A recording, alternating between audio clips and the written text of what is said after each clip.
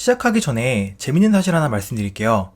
델 인스피론 신형 노트북 중에 타이거 레이크 i7 CPU에 MX330 외장 그래픽을 따로 달고 넣은 모델이 있습니다.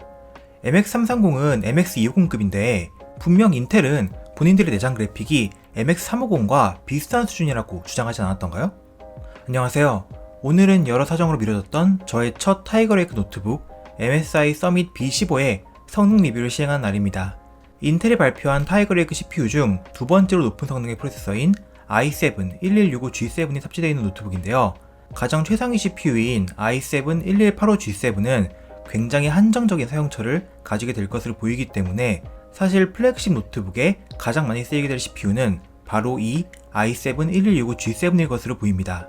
타이거 레이크에 대한 소개는 저번에 따로 한 적이 있긴 한데 간단하게만 짚어보면 일단 인텔 10세대 아이스레이크와 마찬가지로 10나노 공정기 CPU이고 아이스레이크와 IPC 그러니까 클럭당 성능은 비슷하지만 같은 전력 수준에서 더 높은 클럭을 낼 수 있도록 최적화한 10나노 플러스 공정을 사용한 CPU입니다.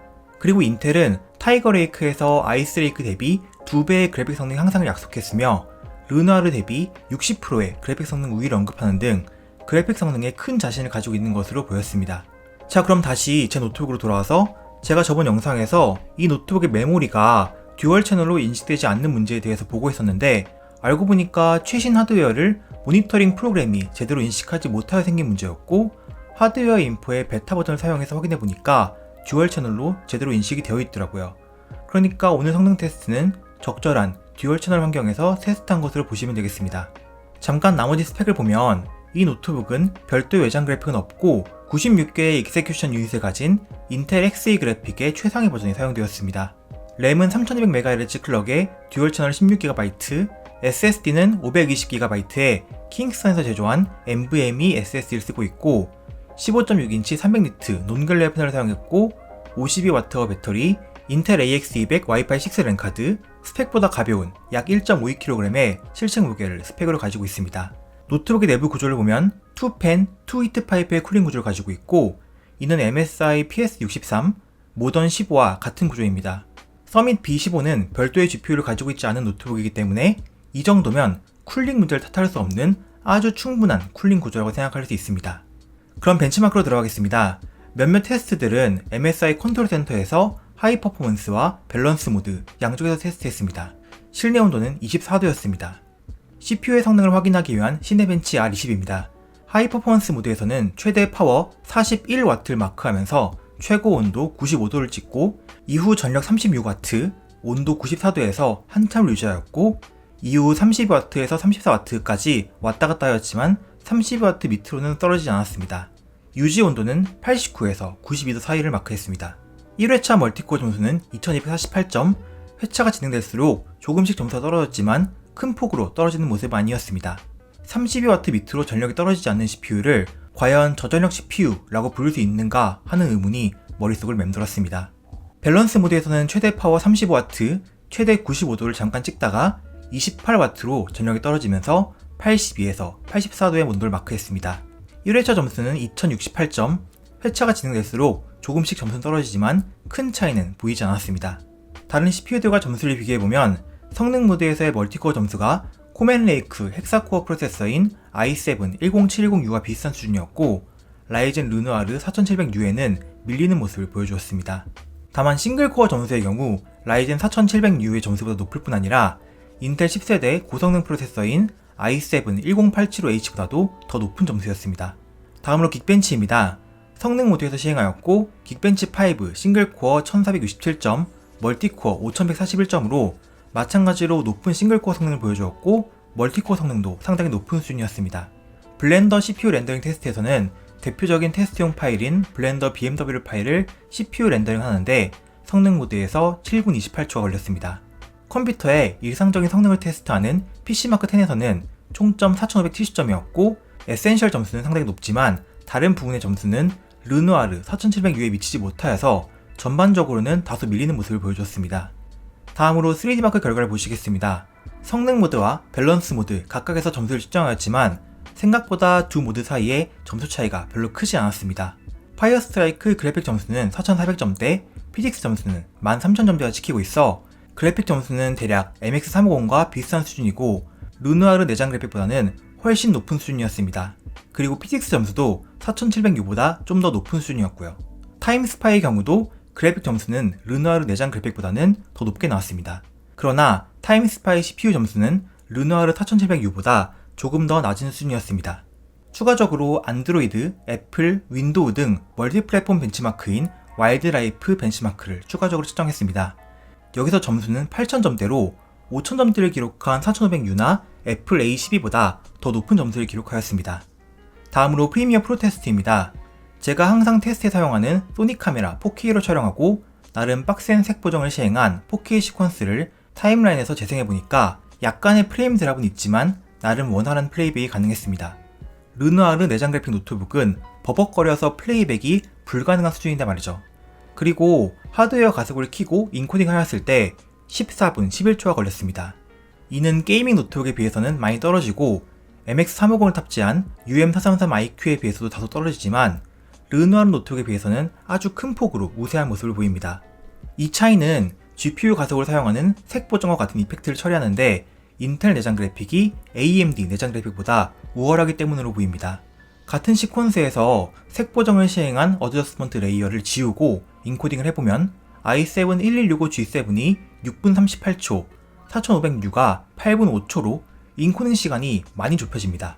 여튼 만약 컷 편집부터 색 보정까지 전부 노트북에서 한다고 가정한다면 프리미어 프로에서는 인텔이 AMD에 비해서는 확실한 우위를 가지고 있겠네요. 다만 이건 모두 내장 그래픽 노트북으로 굳이 영상 편집을 한다면 그렇다는 소리고 사실 외장 그래픽 달려있다면 인텔이 딱히 우위를 가지지 않습니다.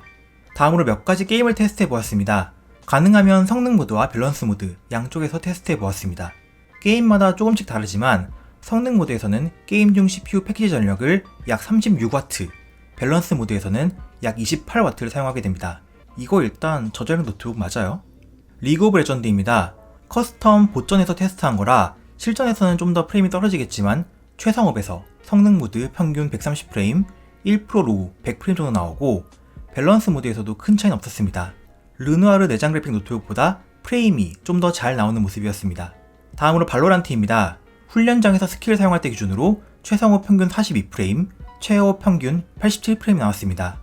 이 결과는 롤과는 반대로 4700U에 비해서 떨어지는 수치였고 저성능 MX350을 사용하는 UM433iQ보다 많이 떨어지는 결과였습니다. 문명 6를 중간 옵션에서 테스트하였습니다. 내장 벤치마크에서 그래픽 테스트 프레임과 AI 턴 시간 모두 르누아르 내장 그래픽에 비해서 조금 떨어지는 결과를 보여주었습니다. 배틀로얄 게임인 에이펙스 레전드의 경우 최하업 기준으로 훈련장에서 평균 47프레임, 1% 로우는 대략 20프레임대 정도 나오고 이 게임의 경우엔 르누아르 노트북보다 꽤 많이 좋은 게임 프레임을 보여주었습니다. 원시는 상업에서 평균 29프레임, 1% 로우 23프레임 정도로 여기서도 르누아르 노트북에 비해서 상당히 높은 프레임을 보여주었습니다. GTA5의 경우 이전 다른 울트라북에서 사용했던 옵션 세팅을 그대로 사용하였고 대충 중하업 정도 된다고 보시면 되겠습니다. 내장 벤치마크 테스트에서 가장 마지막 자동차 씬의 프레임을 측정하였고 성능 모드 기준으로 평균 43프레임, 1% 로우 34프레임으로 4700U보다 더 낮은 프레임을 보여주었습니다. 그리고 성능 모드에서 GTA를 지속적으로 플레이할 때 CPU의 온도는 90도를 넘나들고 CPU의 전력은 지속적으로 38W를 유지하는 모습을 보이며 또 노트북 표면의 온도와 팬 소음도 좀 불편한 수준으로 올라가는 모습이었습니다. GTA5 플레이 중 서밋 B15 성능 모드와 젠북 UM425의 팬 소음을 비교해 보겠습니다. 스마트폰으로 측정한 수치니까 정확하진 않고 그냥 상대적으로 소음이 어느 만큼 차이가 나는지만 확인해 주세요.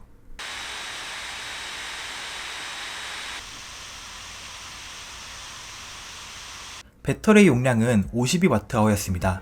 화면 밝기 50%, 음량 30%, 풀 HD 60fps 유튜브 라이브 아카이브를 연속 시청했을 때 5시간 20분 정도 배터리가 갔습니다.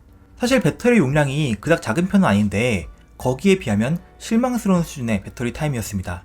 게다가 프로그램을 업데이트한다든가 해서 노트북에 좀 더 심한 부하가 걸린다거나 하면 배터리가 아주 빠르게 소모됩니다. 체감되는 실사용 배터리 타임은 3-4시간 정도로 한 8시간은 문제없이 쓸 수 있는 젠북 UM425에 비하면 배터리는 반토막 수준입니다. PD 충전은 지원하긴 합니다만 휴대성이 중요한 저전력 노트북으로서 치명적인 단점이 될 수 있을 거라고 생각합니다. 자, 그럼 정리하겠습니다.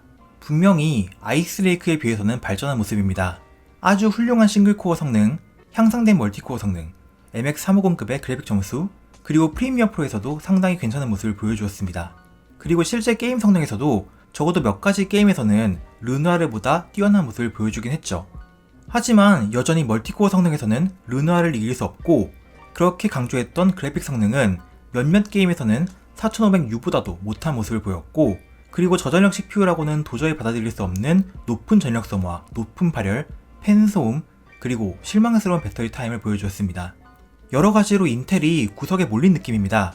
자기들이 할 수 있는 방법을 모두 동원해서 라이젠 르누아르와 비슷하거나 더 높은 벤치마크 점수를 가진 CPU를 만들어내긴 했고, 그리고 실제로 몇 가지 부분에서는 저전력 내장 그래픽 노트북 치고는 놀랄 만큼 좋은 결과를 보여주었습니다.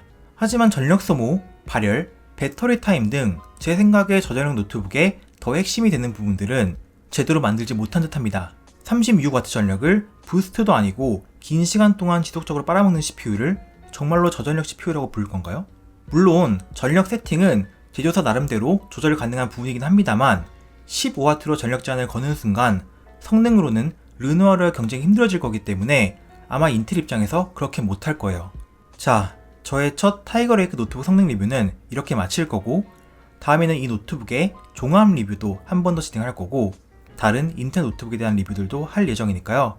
기대해주시면 감사하겠습니다. 그럼 도움이 되시길 바라며 다음에 뵐게요.